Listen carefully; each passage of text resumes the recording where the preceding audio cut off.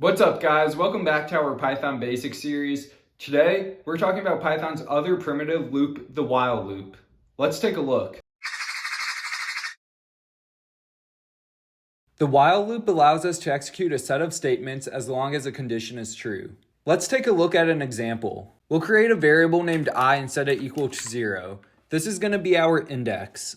We'll then come down and create our while loop. To do this, we'll say while and give it a condition. We'll say I is less than 10 for now. Within our loop, we'll print out I, and then we'll add 1 to the I variable.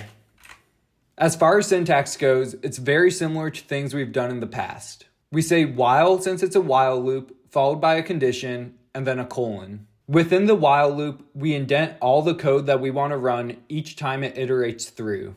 When we run this, you'll see that it prints out every single number 0 through 9. We start I at 0. The first time it goes through, it prints out I, and then it adds 1. Now I is equal to 1, and it prints out 1 before adding 1 to I. It continues doing this until the condition is no longer true. In our example, this is when I reaches 10. Once I is equal to 10, 10 is not less than 10, making that false, so it stops executing the while loop. The break statement allows us to stop the loop even if the condition is true. What we can do is we can modify the existing code to demonstrate this. What I'll do is I'll come up into our condition and I'll just say true. Now to ensure that we break out of the code, I'm going to add an if statement and say if I is greater than 10, and then we'll break. We'll still print I, and we'll also add 1 to I every single time we iterate through. I'm going to modify the if statement just so that it prints out the exact same output as before.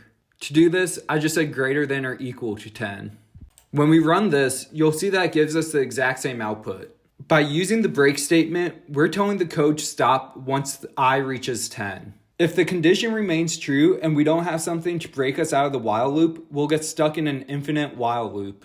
To demonstrate this, I'm going to come in our code and remove these 2 lines. When we run this, you'll see that it doesn't stop. We have nothing breaking us out of the while loop, so it'll continue on forever. I'm going to manually kill this. So finally, let's take a look at an example of how all this could be used. We're going to stick with the same example we've seen in the past, where we create a function to tell us if a number is even or odd. Let's go ahead and clear everything in our code.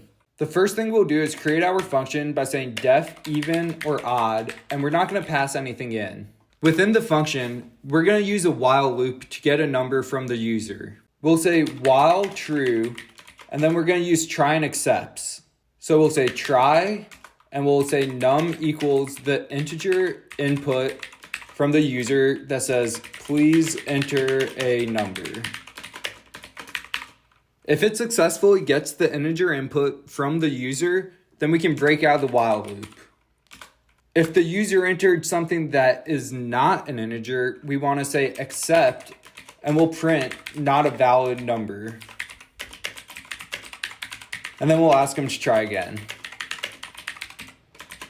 Now that we have a number from the user, we can use our modulus to determine if it's even or odd. We can say if num modulus 2 equals 0, then we'll just print out an f string saying that the num is even.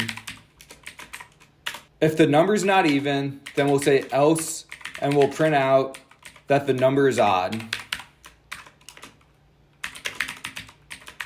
Finally, all we have to do is come down in our code and we have to call the function. So we'll say if name equals main,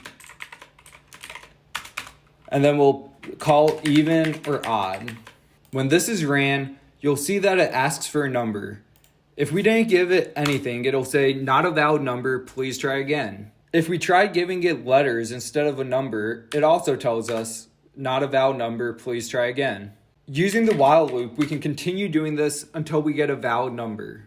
As soon as we give it a valid number, you'll see that it tells us it's odd. If we ran it again and gave it an even number this time, it'll tell us that it's even. In this specific example, all we're doing is we're using a while loop to continue asking for valid input before moving on with our code. That about covers the basics of while loops. In the next and final episode of the series, we're going to do a brief introduction into classes. Thanks for watching, and please like, comment, share, and subscribe.